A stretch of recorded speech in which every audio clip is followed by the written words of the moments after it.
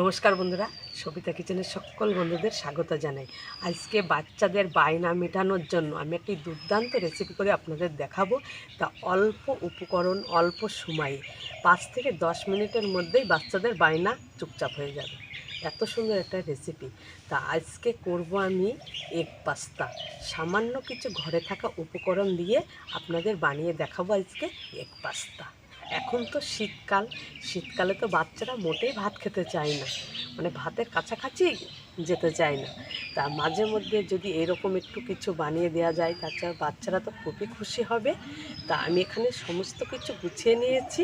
এই যে ডিম, পাস্তা, পেঁয়াজ, কাঁচা লঙ্কা, আলু, সবজির মধ্যে আমি আলুটা দেবো। এখানে সমস্ত কিছু গুছানো হয়ে গেছে।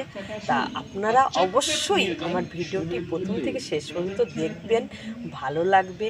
আর যদি ভিডিওটি ভালো লেগে থাকে অবশ্যই আমার পাশে থাকবেন। আমি প্রথমে উনানটা ধরিয়ে দেব। কড়া বসিয়ে দিয়েছি, উনানের ওপরে জলও দিয়ে দিয়েছি। জলটা গরম হোক, আমি পাস্তার মধ্যে আলু দেব, আলুটা কেটে নেব।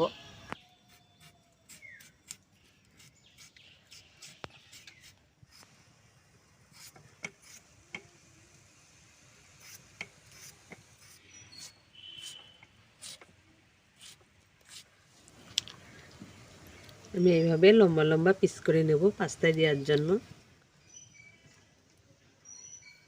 আলুগুলো জল থেকে ছেঁকে আমি তুলে নেব।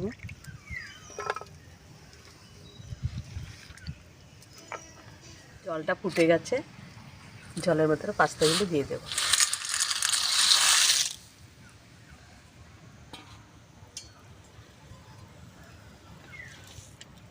আলুটা তো কাটা হয়ে গেছে, আমি পেঁয়াজটা কেটে নেব।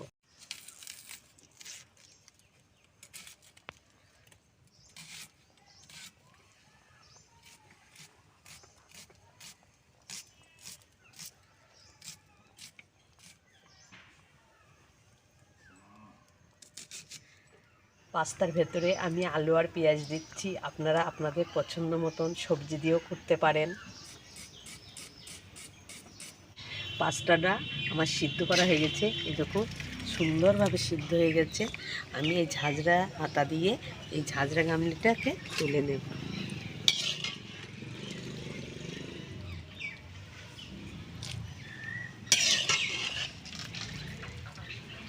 কত সুন্দর লাগছে। পাস্তাটা কিন্তু গরম জল থেকে সঙ্গে সঙ্গে তোলার পরেই কিন্তু ঠান্ডা জল দিয়ে দিতে হবে। এই যে আমি ঠান্ডা জল নিয়ে নিয়েছি, ঠান্ডা জল দিয়ে এইভাবে ধুয়ে নিতে হবে।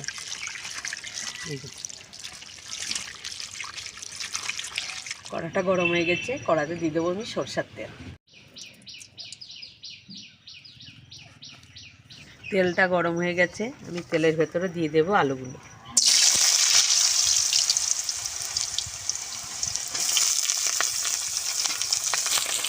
লবণ, হলুদ গুঁড়ো, আলুগুলো সুন্দর করে একটু ভেজে নেব।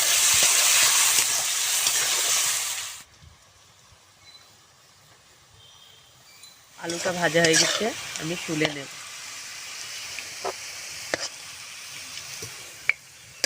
দিয়ে দেবো কাঁচা লঙ্কা, পেঁয়াজ,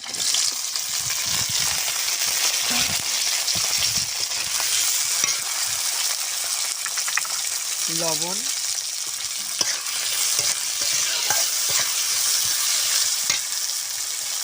হলুদ গুঁড়ো।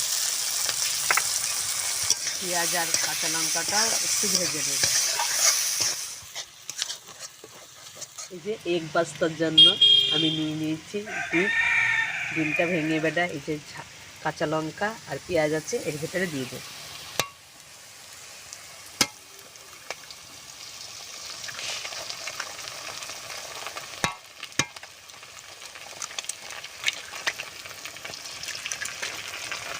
এবার নেড়ে দেব।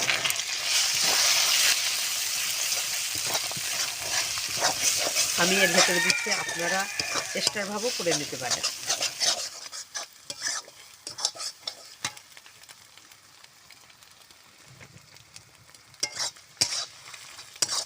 ভেজে রাখা আলুগুলো আমি এই যে ডিমের ভেতরে দিয়ে দেব।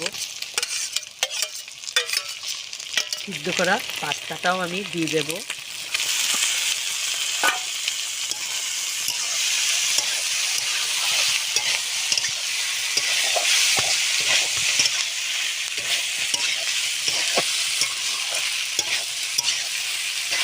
স্বাদ মতন লবণ, সামান্য একটু হলুদ গুঁড়ো,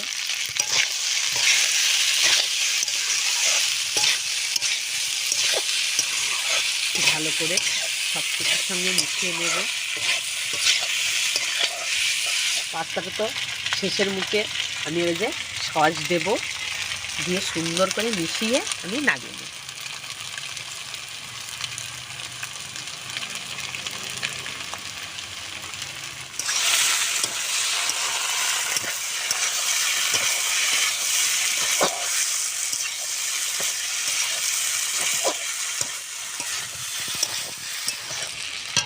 সুন্দর করে সস দিয়ে আমার মেশানো হয়ে গেছে, আমি নামিয়ে নেব।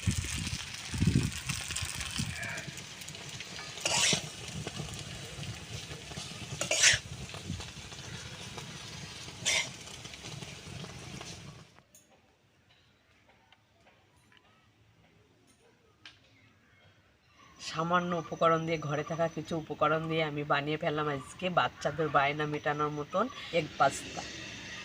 কত সুন্দর হয়েছে বন্ধুরা, দেখুন কত সুন্দর হয়েছে। খেতেও কিন্তু এত সুন্দর হবে। আর এরকম এগ পাস্তা পেলে বাচ্চারা আনন্দে ভরে উঠবে। তা আজকে আমি এইভাবে পাস্তা করে আমাদের বাচ্চাদের বায়না মেটাচ্ছি। আপনারাও আপনাদের বাড়ি যদি কোনো বাচ্চা থাকে এইভাবে বায়না মেটাবেন সামান্য কিছু উপকরণ দিয়ে করে। তা আজকে ভিডিওটা আমি এখানেই শেষ করছি। আপনাদের সাথে দেখাবে নতুন একটা রেসিপির সাথে। ভালো থাকবেন, সুস্থ থাকবেন, আর সকলে কিন্তু সাবধানে থাকবেন।